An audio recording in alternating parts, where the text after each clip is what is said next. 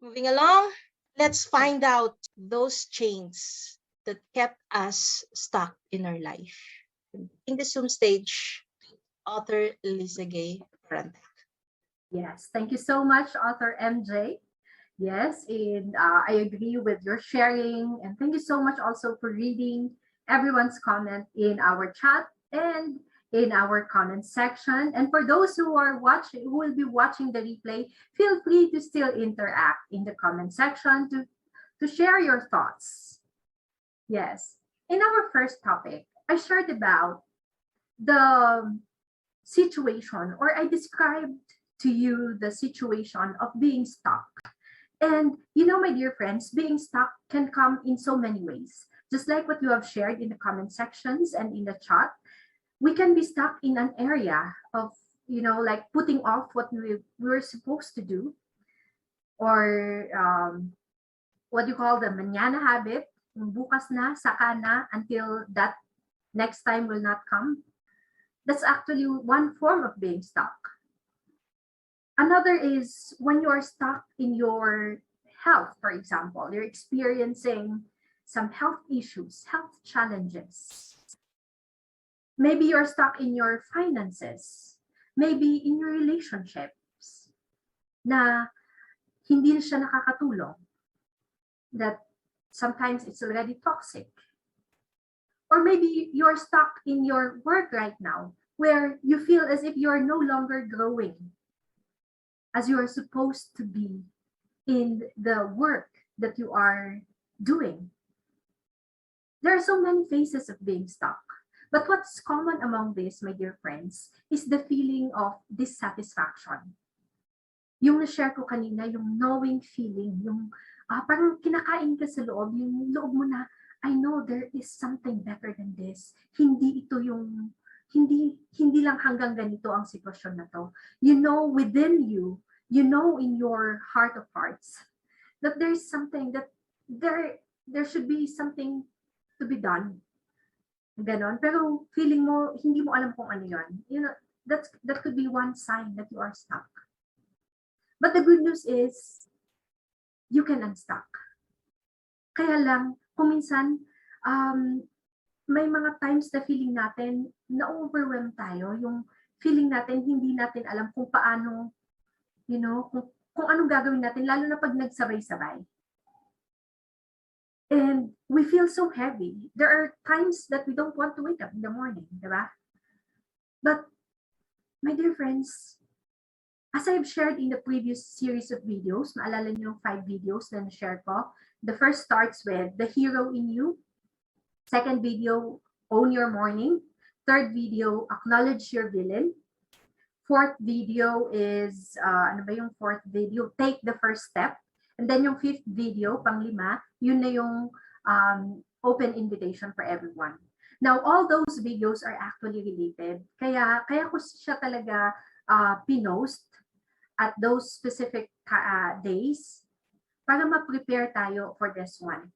Because no matter how stuck we may seem in life, the good news is we can still do something about it. Kaya lang, bago mo gagawin yon, bago ka gumawa ng action para ma-unstuck, you have to identify first what's keeping you. Ano ba yung dahilan? Bakit nandyan ka? And my dear friends, I must warn you that as I discuss this, you may be brought back to those unpleasant experiences that you have had before. But that's okay.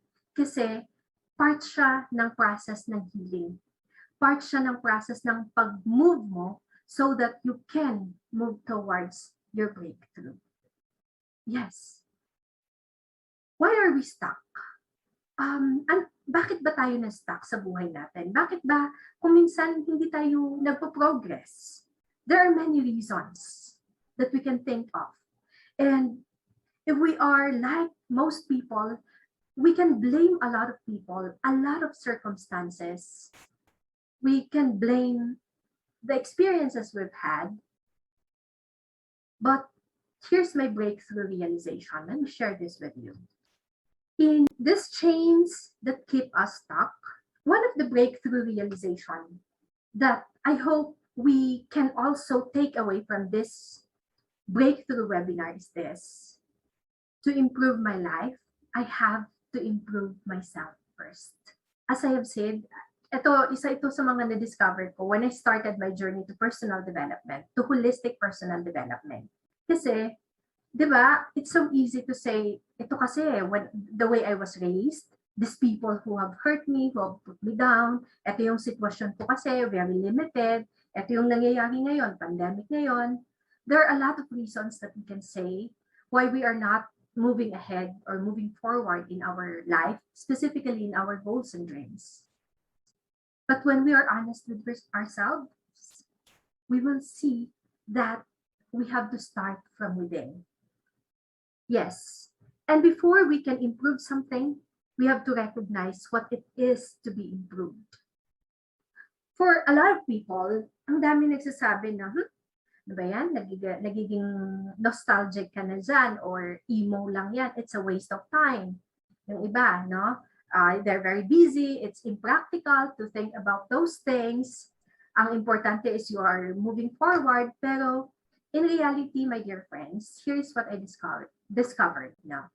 It is an act of great courage to face your chains that have kept you from moving ahead. To feel the pain if necessary and then do something about them rather than constantly evading them. When we acknowledge or when we take a look at our chains in life, we are actually doing ourselves a great service. And by doing a great service for ourselves, we are also doing a great service to other people, specifically to the people we love and to the people that we serve. How so? Bakit kaya? You know, psychology would agree that a person with an imbalance in any area of his or her life will not be able to perform well. Research has proven that. And kung may isang aspeto ng buhay natin na hindi balance, may isang aspeto na stuck talaga at hindi natin inaayos, it will affect all other aspects of our life. And when we have a sense of imbalance in life, it will affect our performance, our productivity sa work at sa bahay natin. And then it will reflect also in our relationships. That's what I discovered, my dear friends. Kaya nga I'm pushing for this concept of holistic personal development.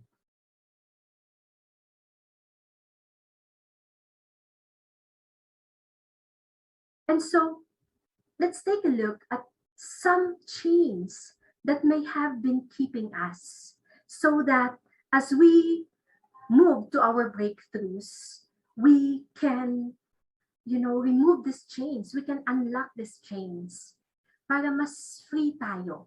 So we can break free from them.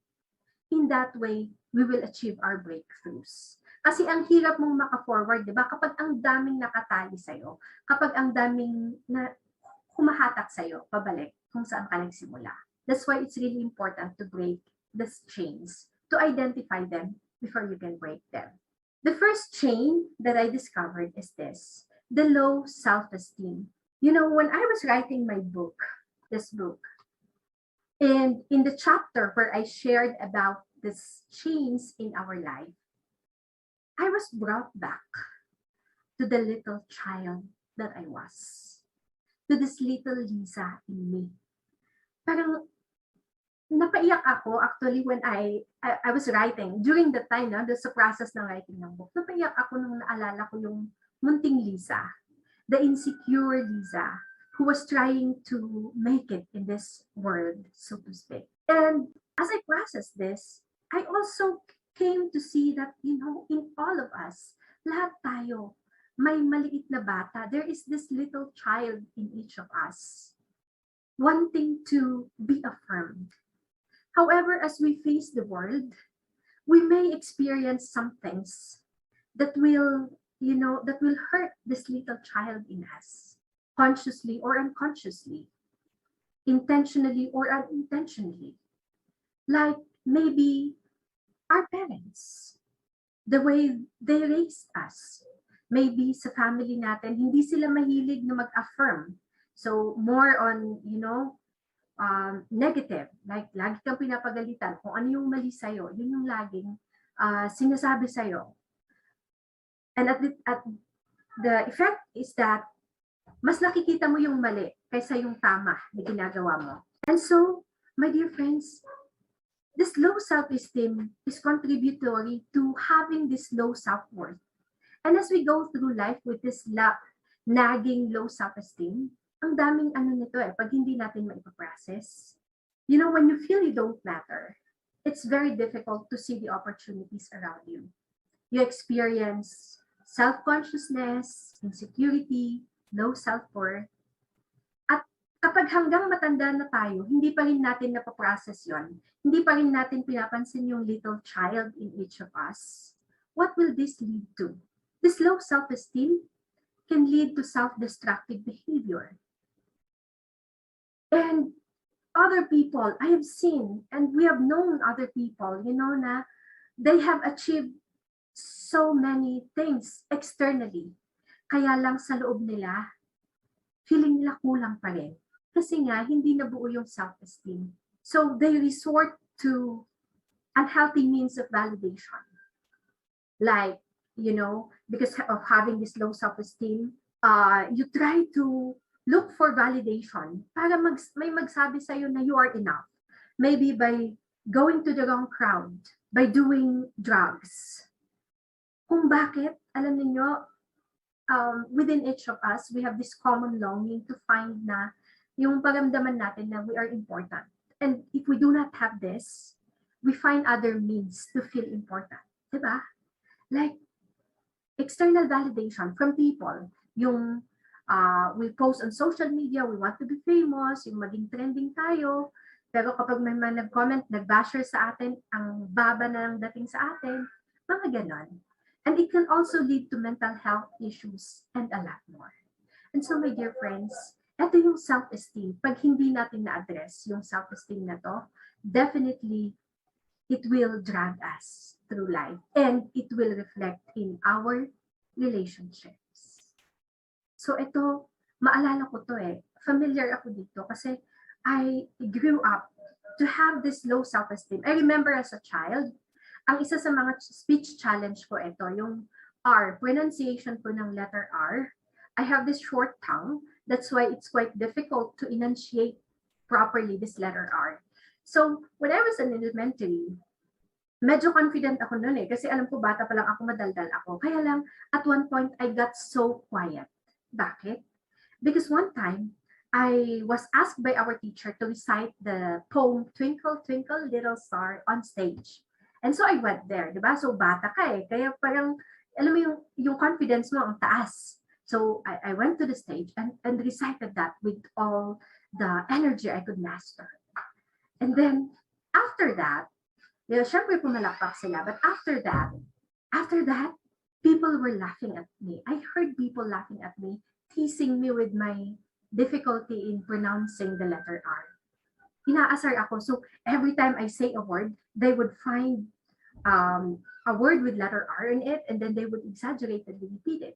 So isa yun sa parang nagpababa sa self-worth ko when I was a child, in this little child in me. You know, sometimes we do have these experiences that will really cause this low self-worth and low self-esteem. So, my dear friends, I challenge you, look at this little child in you. I challenge you to recognize yung maliit na bata sa'yo. What are the hurts, the pains that little child in you has experienced at this point? That's the first chain that can keep us, that can drag us all throughout life. The second, my dear friends, is negative self-talk. Negative self-talk. And, this negative self-talk, I discovered, is a very potent poison to our life. Kasi, ito yun we can hear so many wounding words from people we love, from people we know, but what is more painful and what is more destructive, alam mo yung mas nakakasira? Ito yung mga salita na sinasabi natin sa sarili natin. People may have said hurtful things to us, about us. But if we let that dialogue, those negative conversations or those negative words from people, kung i-allow natin yon na maging words natin sa sarili natin, it becomes destructive. When I was in college, I always, sabi ko nga, I started with a very low self-esteem. So when I was in college, I achieved some things like the average achievement of a student, But still, those are achievements. Kaya lang, parang feeling ko kulang pa rin. Whenever I commit a mistake, for example, whenever I commit a mistake, I always curse myself. And then, negative ang dating ko talaga eh. Negative ang dating ko sa sarili ko. I always say, kasi naman, TANGA or something like that. Like, you're stupid. Mga ganun sinasabi ko sa sarili ko. All the while, ang alam ko, I was very, perfectionist. Akala ko okay yun, pero hindi pala. Because in my journey, I discovered that that's very dangerous and destructive. Kung ganun lagi ang language o ang sinasabi mo, negative lagi ang sinasabi mo sa sarili mo, it can damage your sense of self. And this is where I already realized na kung minsan, diba, may mga tao na ang yung expression nila negative, like when they do something wrong, they would immediately say something negative about themselves. And when you have that, words have power. If you always say that to yourself, definitely, yung society natin, papasok na yan eh, it will accept it. Your mind will accept it as truth. Because, words have power.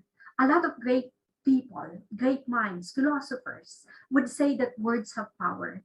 And I discovered that yes, words have power. You can bless or curse yourself with your words. And if you always have this negative talk, my dear friends, negative self-talk, you will be able, or you will definitely curse yourself, and in the process, your life.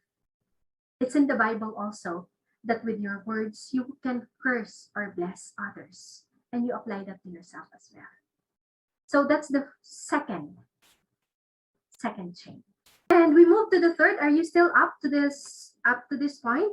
Let's do some sound check. Yes. So we move to the third chain. The third chain, my dear friends, is this: the fear of failure. The fear of failure. Bakit ba natatakot tayo na mag-fail? Why are we afraid of failing? Yung failure bang kinakatakutan natin mismo? Actually, I realized, or I discovered na hindi eh. Natatakot tayo na ma-reject. Natatakot tayo na sasabihin ng ibang tao, we are not good enough. That's why we're afraid to take chances, to take risks. So that's our fear of failure. And connected lahat yung mga chains na to, my dear friends. If you have a very low self-esteem, definitely you would be able to, you won't be able to take risks as much as you should, or as much as you could, because you have this fear of failure. Kasi ayaw mo na i-reject ka ng ibang tao. I'm very familiar with this, As a child, I had this nagging sense of fear of failing. When I was in elementary, I struggled to prove myself, di ba? Parang, alam mo yun pagka i-announce yung pangalan mo as an honor student, it's somehow na, nag-a-add, kumbaga, parang it gives you a good sense of feeling kasi you're able to say, you're able to appreciate yourself, and people would say, oh, congratulations, may honor ka, mga ganon. And throughout high school, ganon I really strived hard to maintain. Kasi nga, yun sa akin, yung push sa akin, because I wanted to prove myself. But deep inside me is this sense of fear. Kasi takot ako na ma-reject. I remember when I was in college, I was with my friends and sharing mga ganon. And then, alam mo yung feeling na nandun ka sa friends mo with a group of people, but somehow you're alienated kasi yung feeling mo na, tanggap ba nila ako? I am with them, but will they be able to accept me as I am? Yung mga ganon. Baka i-reject nila ako. Mga ganon. So, being in that group, tapos having that fear of rejection, actually, it prevented me to become more authentic with them, to develop a closer or a better friendship with them. So, yun eh. My dear friends, if we have this sense of fear, of failure, at kapag hindi natin ito na-process, it can debilitate us. It can immobilize us. Di ba? Parang hindi na tayo gagalaw kasi feeling natin, mag-feel tayo. If we let this fear overtake us, it can stop us from taking actions. And so I challenge you, my dear friends, to really look at this chain, and face it. Alam niyo, in my book, I also shared, there are two kinds of fears. Although I found this from a very, a great mind. Sabi niya, fear has two meanings. Face everything, forget everything and run, or face everything and rise. The choice is yours. Anong klaseng fear? Kasi lahat tayo, hindi naman mawawala yung fear, my dear friends. But if we tackle that fear, definitely we'll be able to move forward. Kaya lang, i-recognize natin na totoo yan. It's, nandyan yan eh, yung fear na yan. Then we can just choose whether it's the first fear or the second fear to do everything in spite of being afraid. Diba? That's what heroes are all about. We have the next one. Yes, ano pa kaya? O, diba? So how are you now, my dear friends? Nare-recognize niyo na ba yung mga fears ninyo? Yung, yung mga chains ninyo so far?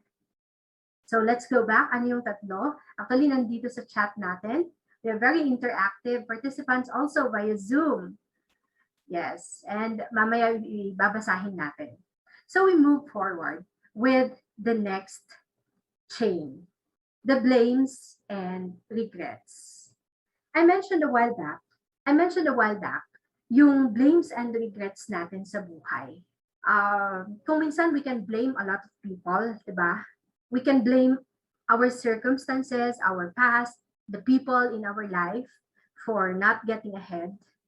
But if we are to recognize what is within us, we will see that itong blames and regrets natin, ito pala yung isa sa mga chains natin, sa mga something that will cause us to be imprisoned para hindi tayo maka-forward sa ating goals and dreams sa buhay, di ba? Looking back to the child in me, one of my greatest regret is when I said next time. Yes, my dear friends, ito yung greatest childhood regret ko when I was not with my best friend, with my then best friend, 1 week before she died. I did not spend time with her because I was thinking that, she will overcome her sickness, we will still be together, we will still play again. But sadly, that next time never came.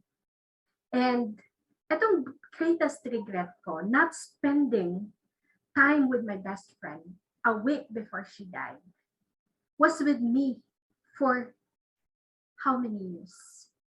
My best friend, childhood best friend, died when I was 12 years old. Pero yung regret ko, dala ko hanggang ako'y 22 years old.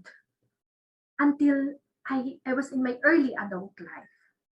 And this regret in me has prevented me to see the death of my best friend in another perspective for a long time. Parang nag-focus ako dun sa regret na yon. I always blamed myself for not spending time with her during that time. Kaya, in the process, I have grieved for more than 10 years. Not for the loss per se, but because of this blame and regret. Ito, my dear friends, ang mahirap. Kapag hindi mo i-let go ang chain na to, it will prevent you from moving on. And just like this regret has prevented me from moving on years after my best friend passed away. Kung hindi ko pa, ano yun, alam mo yun, dala-dala, kung hindi ko pa i-let go ito when I was 22, if I had not let this go, it would have, ano yun, prevented me from moving on hanggang maging adult ako. Nandun pa rin yun. My dear friends, in life, we do experience a lot of blames and regrets. In life, we commit a lot of mistakes. Tama? We make some wrong decisions. We take some wrong turns. It doesn't help if we keep on blaming ourselves, if we keep on blaming people, and if we keep holding on to that regret as to what should have been. Diba? Kasi ang maging effect nito is it will just prevent us from moving on. Kasi we stay in the past. And here is what I discovered. When we stay in the past, we sacrifice the joy of the present and the opportunity for a better future. Look at your regrets and blames. See them as they are. Ano ba yung mga yon? Tackle them so that you can let them go. The fifth chain is this. Ito yung isa sa mga pinakamalaking chain na nag-hold back sa akin. Grudges and unforgiveness. May I ask you this, my dear friends, are there people in your life that you have not forgiven yet? May mga tao ba sa buhay natin na may kinikimkim tayong galit sa kanila?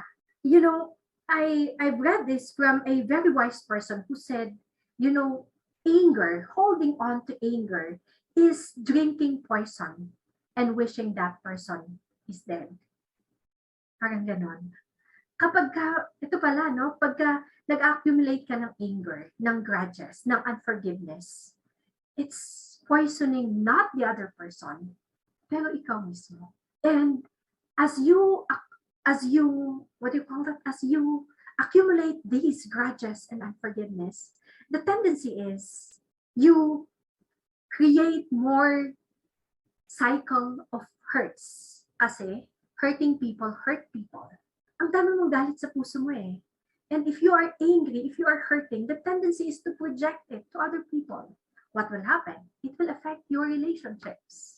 I remember in our early years of marriage, by the way, yung month of August na to 2024 is very significant for me, no? Kasi it's 10 years since I started consciously to start my personal development journey. And it's also 10 years since I got married. So 10 years married, happily married na kami. But in our early years of marriage, I remember, if you're familiar with this, I think most wives would be familiar with this. And sometimes husband, di ba? Yung pagiging historical. Historical. Kasi paulit-ulit. Like, I remember in our early years of marriage, whenever we have arguments, I have this tendency to, go back to our previous arguments. Go back to the times that my husband offended me.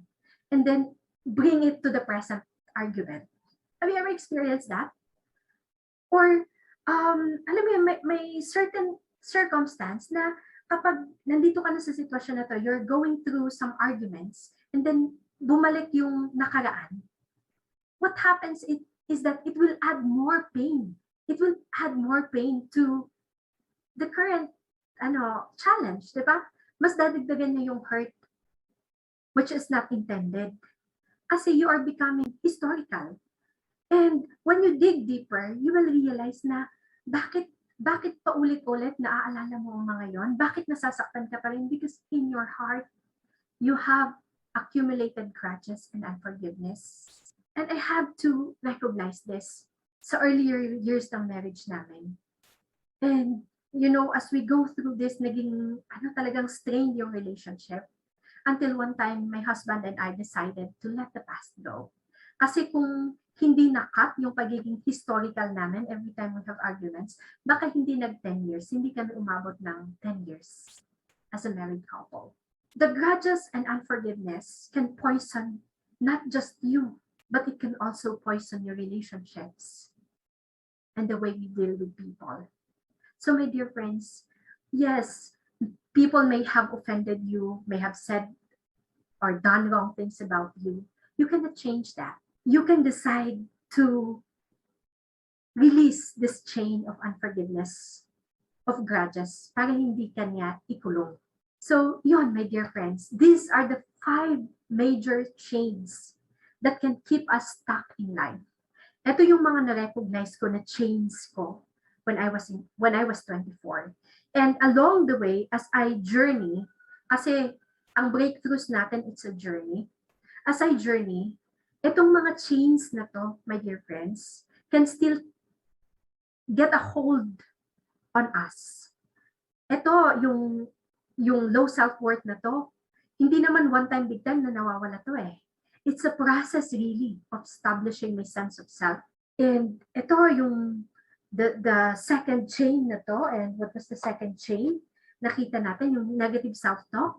Because of our experiences and situations, we can have the tendency to go back to that eh. But as we consciously journey, may we consciously unstuck ourselves by, looking at these chains. Pagka na recognize mo na bumabalik ka na sa chain na yon, parang bumabalik ka sa low self-worth mo, sa negative self-talk mo. Alam mo na eh. So, no, negative yon. So, move forward. Unstuck. Diba? Ganon. So, in our third topic, my dear friends, I will be sharing some keys that will unlock these chains. So for now, let's have a break first. And let's read some of the comments that you have in the chat and in the comment section through our live streaming. So with that, my dear friends, thank you for listening. And I give back the control to our beautiful and gregarious and energetic MC, author MJ. Sinong kasama ko dito na may katabing tissue. Dami niyong katabing tissue. Pigil sa pag-iyak, Although, nakakatulong din po ang pagluha at pag-iyak. That's one chain that I have realized as well. Na akala ko kapag umiiyak, mahina ka na. Ganun din yan, no? So, balikan ko po yung inyong mga messages on Zoom. Thank you sa ating 9,000 participants on Zoom. From Ina, yes, you don't know when and how to start. That's why we have this breakthrough, and we're very much thankful sa ating author Liza for sharing the chains, the lessons that she learned in personal development over 10 years. Inaral niya ang personal development, diba? So, what's keeping you? Yes, that's indeed a question, Ina. Parang what's keeping you stuck? The situation that you're in. At may kasunod siya, situations given are very relatable in real life, but are underrated and is not given attention. Indeed, sad, true. I remember sa theory, diba, there's that conditioning nga na kung nasanay ka na rin sa environment mo, listening or hearing those negative talks from other people, criticizing you, not constructively, parang minsan pumapasok na rin, no? Nagiging SpongeBob na rin tayo, no? Na na-absorb natin yon. But hey, do not let that get into your nerves, no? So yes, kay author Maria Lourdes Cruz, agree, there is power in words. Yes, on negative self-talk. Totoo, minsan, no? Pagka naiinis ka na, gustong-gusto mo nang magsalita, gustong-gusto mo nang magmahal, ay magmura. Pero somehow we have to. We have actually a self dito sa amin sa bahay, no? I don't know, but for those who have kids at home, and we keep on telling them, sa ating mga participants here on Zoom, if you would agree with me, if you have kids or younger kids at home, every time you say the bad word, they're going to look at you kasi sinabihan mo nga naman sila na that is a bad word, and then suddenly they will hear it from you. So, oops, that's a bad word. It's somehow, I wanted to connect it to the part na we have to check the child in us, no? As author Benji on live on Facebook also said here, there is a little child in each of us waiting to be affirmed. As well, pag nirelate mo yon doon sa negative self-talk, sa atin kasi, sila din yung nag-check sa atin, ano, yung mga, if we have kids at home, if we have children, or even if we have friends who remind us na, oh, wag kasi ganyan mag-isip, diba? Wag masyadong nega. So that's low self-esteem. We have low self-esteem, negative self-talk, fear of failure, blames and regrets, grudges, and unforgiveness. From Ma'am Julia, you said, get better every single day. Prove, there's 5. Sabi niya, get better every single day. Prove them wrong. Work on your weakness. Learn from greatness and learn from wins and losses. That is correct. We just need to make ourselves better every single day. Life is about making ourselves better versions. True. So kahit pa ilang 2.0, 3.0, 4.0, 5.0, walang bilangan. Let us face everything and the rise. That's from Author Benji. Yes. And face it, face the fear and rise. That's correct. Somewhat on the blames and regrets. Totoo, ako din po. And then, adding dun sa fear and failures, dun sa ano, mga nakapanood ng, ano na yun? My memory. Hunger Games. I think this is the second series na to, no? Yung sinabi, we have 15 fears. Nagbilang ako eh. Sabi ko parang more than 15 fears ko. 'Di ba? Maliban sa fear of height, ang dami-dami pang fear na. More on regrets for me, sabi ni Ma'am Marisa, and yes, we have regrets. So for Ina, she said one of the biggest regret when you don't get a chance to be with the person who's not with you anymore, especially when you haven't settled a conflict. I had a conflict with my tita and she died last week due to COVID. Oh, that's saddened to hear that. My prayers is always, Lord, grant me the healing of forgetting it, the bad times. This is the right prayer. Yes, Author Maria Lourdes. I will share, I will pray this also often. Replaying the scene makes us feel the emotions again. Totoo, Author Benji. Let the past go, but for some people, it's not easy to do. Yes, I am one of those. So happy to be part of this webinar. I'm learning a lot. Ako din po. Salamat. Iyak is a gift. Yes. Guilty with all the chains. I'm ready to unchain. Yeah. I also want to share na let us use the chain sa proper kung saan dapat ginagamit yung chain, di ba? So, chain to keep those which are not necessary in our life. You put them into chain. Tulong natin sila doon kung saan hindi na sila lumabas. Yung mga monsters in the past and all. We learn from them. So dahil nakuha na natin yung lesson from them, let's chain them there. And what we should unchain is the better version of ourselves. So ayun, diba? Let us open the padlock and release the chain. Totoo. Totoo, opo. Unshackle the chains. Yes. Thank you, diba? So yan. Mali kasi tayo minsan ng napadlock, diba? Kaya siguraduhin natin na meron tayong susi kapag mayroong chain.